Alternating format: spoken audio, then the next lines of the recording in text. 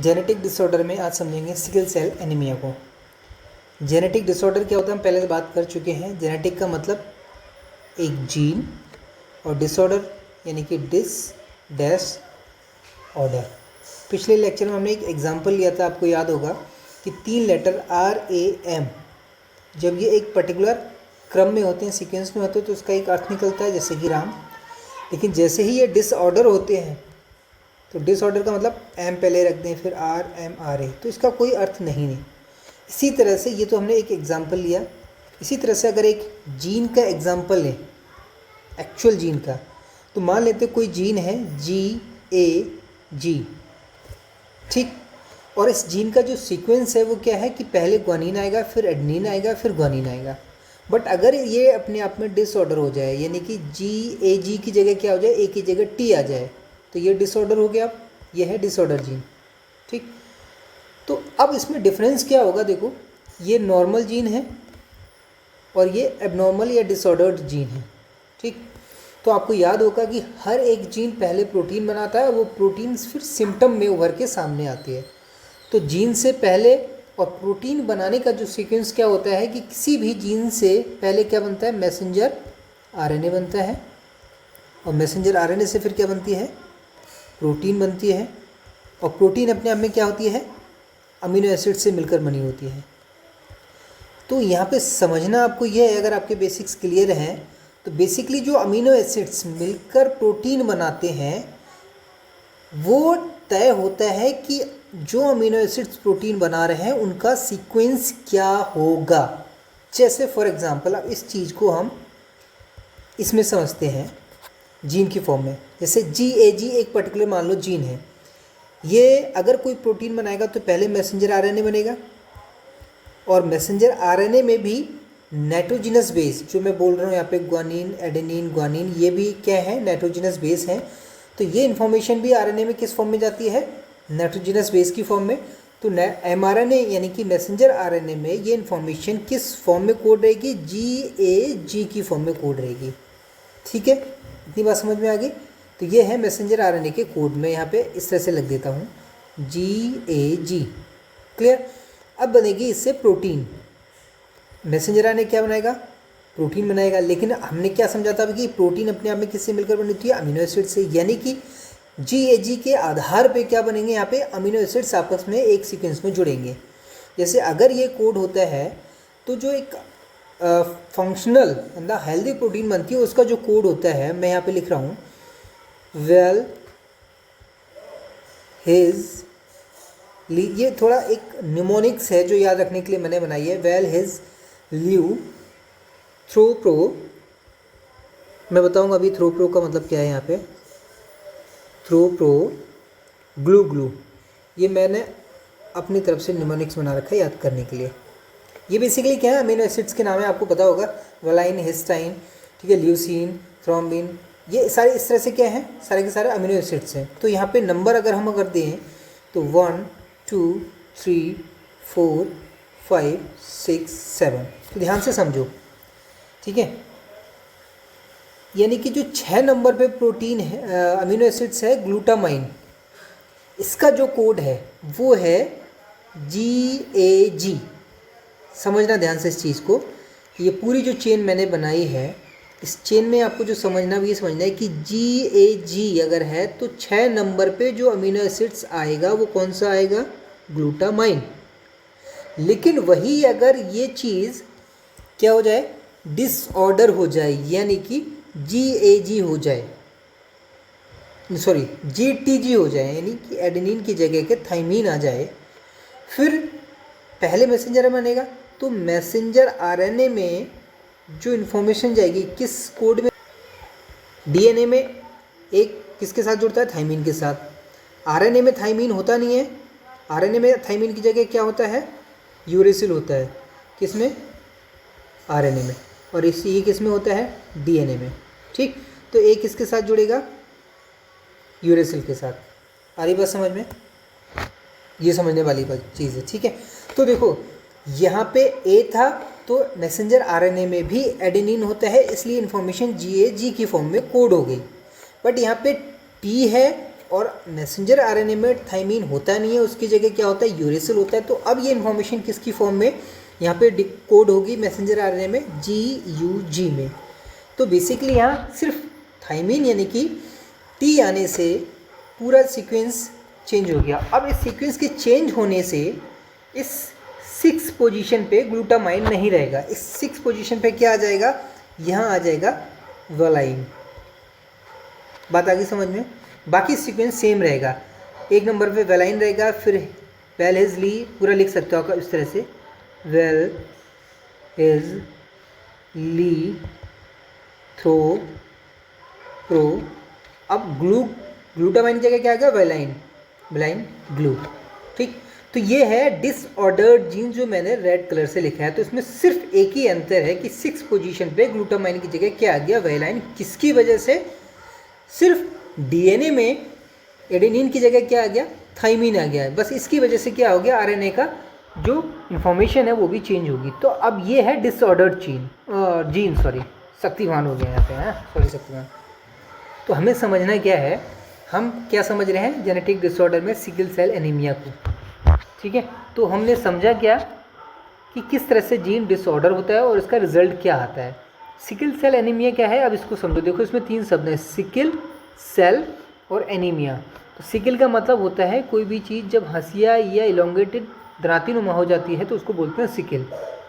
Cell आप समझते ही हो, बॉडी में जो भी सेल पाई जाती हैं।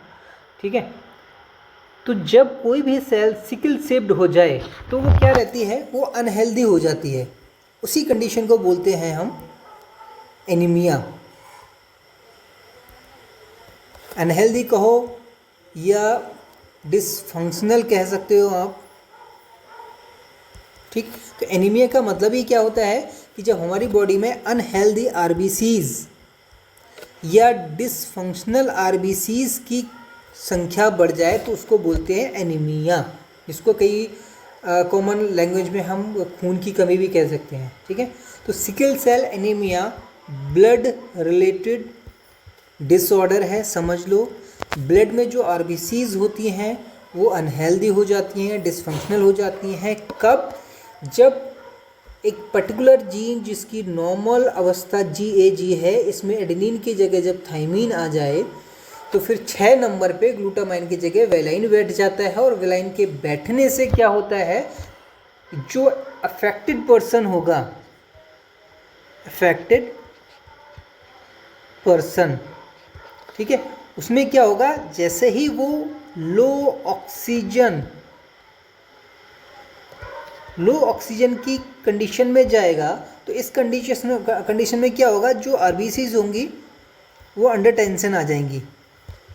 आरबीसीज, उनको ऑक्सीजन पूरी नहीं मिल पाएगी और इस कमी को पूरा करने के लिए आरबीसीज क्या करेंगी, पॉलीमराइज मतलब एक दूसरे के साथ जुड़ना शुरू कर देंगी। क्या कर देंगी, पॉलीमराइजेशन, बहुलकीकरण जिसको कहते हैं हिंदी में। और इस पॉलीमराइजेशन की वजह से उनका जो शेप है वो बाइकॉन्केव होने के स्थान पर कैसा हो जाएगा, सिकल शेप्ड। इसको इस तरह से समझो, देखो यहाँ पे ये है नॉर्मल आरबीसी और ये है सिकल शेप्ड आरबीसी। तो जो ब्लड वेसल्स होती हैं हमारी, उसमें जब ये सिकल सेल आरबीसी की संख्या बढ़ जाती है तो सबसे मेन जो इफेक्ट होता है वो क्या होता है, ब्लड फ्लो में रुकावट। ब्लड फ्लो में रुकावट, और ब्लड फ्लो में रुकावट होगी, इसका मतलब क्या है कि ब्लड ना तो कुछ ब्रेन में पहुंच पाएगा ढंग से, ना ही लंग्स में, ना ही बोन में, मतलब ऑल ओवर द बॉडी आपकी क्या होगा, ब्लड की कमी होना स्टार्ट हो जाएगी। ठीक है, और इसके बहुत सारे कैस्केडिंग इफेक्ट देखने को मिलेंगे। कई बार लंग या मल्टी ऑर्गन फेलियर भी चीज़ इफेक्ट सामने आते हैं। तो ये है सिकल सेल एनीमिया के जीन में किस तरह से डिसऑर्डर होता है और किस तरह से उसके सिम्टम्स सामने आते हैं, क्या क्या कंडीशंस होती है। अब हम इसकी थोड़ा सा जेनेटिक्स समझते हैं।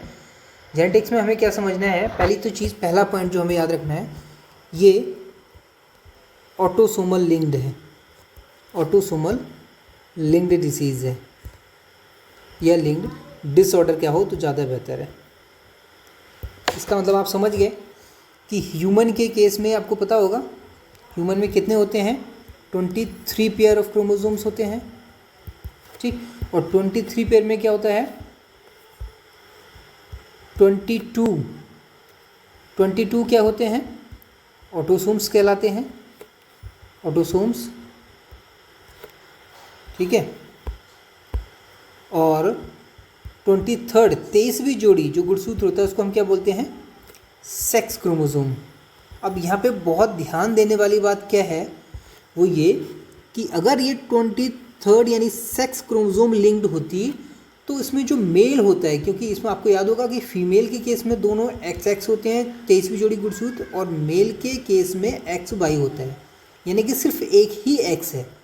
तो अगर ये X भी अफेक्टेड हो जाए तो ऑब्वियसली मेल अफेक्टेड हो जाएगा, बट क्योंकि ये ऑटोसोम लिंक्ड है और ऑटोसोम्स चाहे फीमेल हो या मेल हो दोनों में XX होते हैं, यानी कि अगर एक X पे सिकल सेल एनीमिया का जीन डिसऑर्डर हो गया, जीन म्यूटेंट हो गया है, तो दूसरा X नॉर्मल फंक्शन करेगा और ये अफेक्ट नहीं होगा, और इस कंडीशन में ये कैरियर का काम करेगा। ये बहुत समझने वाली बात है। इसका मतलब साफ है कि ये सिकल सेल एनीमिया की जो डिजीज़ है ये तभी ट्रांसमिट होगी, तो सेकंड पॉइंट क्या हो जाएगा इसका, ट्रांसमिशन। इसका ट्रांसमिशन कब होगा, व्हेन बोथ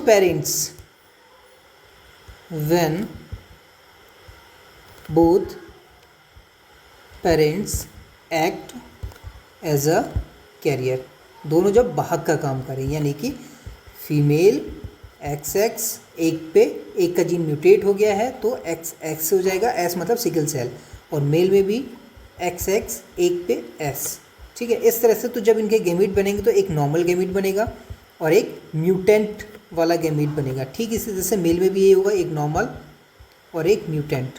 तो जब इनका फर्टिलाइजेशन होगा मेल से फीमेल के साथ में तो ये नॉर्मल जब इसके साथ जाएगा तो क्या बनेगा, हेट्रोजाइगस, यानी कि एक अफेक्टेड और एक नॉर्मल, ठीक है। ठीक इसी तरह दूसरा जीन जब इसके साथ क्या करेगा, फर्टिलाइज करेगा, तो ये XXS ये हेट्रोजाइगस, और जब ये कैरियर के साथ जाएगा तो XX दोनों पे S आ जाएगा। इसका मतलब क्या है कि ये पूरी तरह से नॉर्मल होगा, ठीक है। ये पर्सन अगर इनको हम नंबर दें A B C D, तो A नंबर की जो प्रोजेनी है ये पूरी तरह नॉर्मल होगी।